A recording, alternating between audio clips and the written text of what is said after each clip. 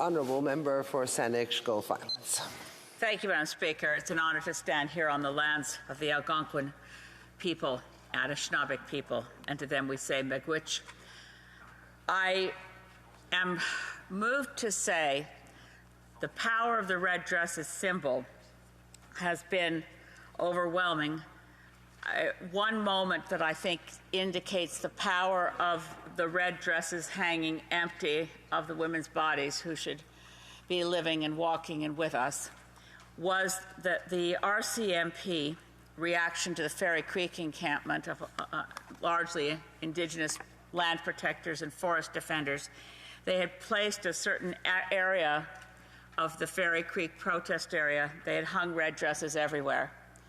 The violence with which the RCMP made sure they tore down all the red dresses and threw them away was indicative of some of the larger problems that I think we face in terms of the culture of violence and racism. The report of the Missing and Murdered Indigenous Women and Girls Two-Spirit Plus inquiry made it very clear that when they looked at the culture within law enforcement, they spoke of the fact that it, quote, was largely defined by colonialism, racism, bias, and discrimination. There are many important recommendations in the inquiry that we've had now for so many years, and of which so many recommendations have not been implemented. I think of the recommendation that if we want to stop a genocide of Indigenous women and girls, we need a guaranteed livable income to ensure that no one lives in poverty. The inquiry also said that we need to provide, and this is pretty obvious, when you have Indigenous women and girls going missing because the only way to get anywhere is to hitchhike, you're vulnerable, you're not safe, there's no public transit, what are you to do? They called for providing safe and reliable public transportation, particularly in our remote and rural areas. They also called for an end to man camps, the resource exploitation camps where so many times there is not obviously universally, not all the men who work there, but there is a direct correlation between the man camps that build pipelines and dams and also exploit and kill women.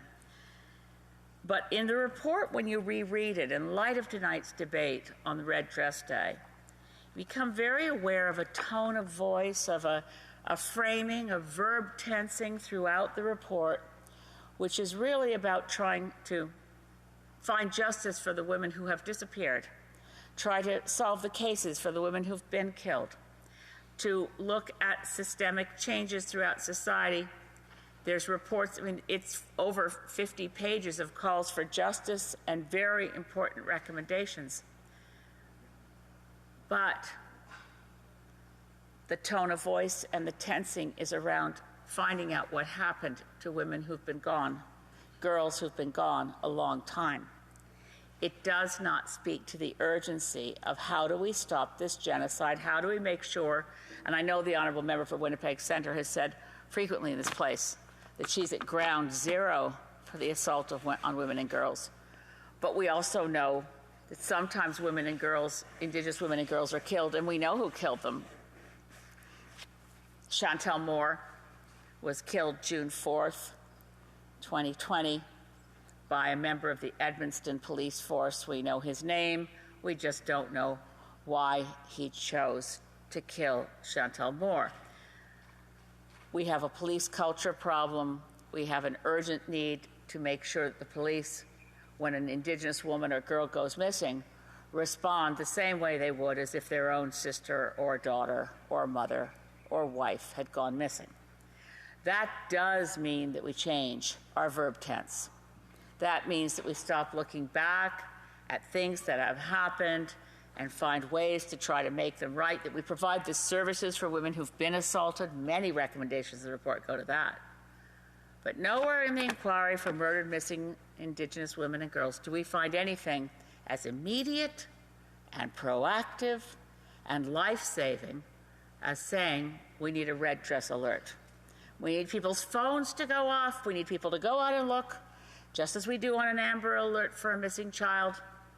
We need to actually take the steps that are required to say that if one of our dear, dear friends, mothers, daughters, aunties, sisters, Every Indigenous woman I know has lost someone close to her. It must stop.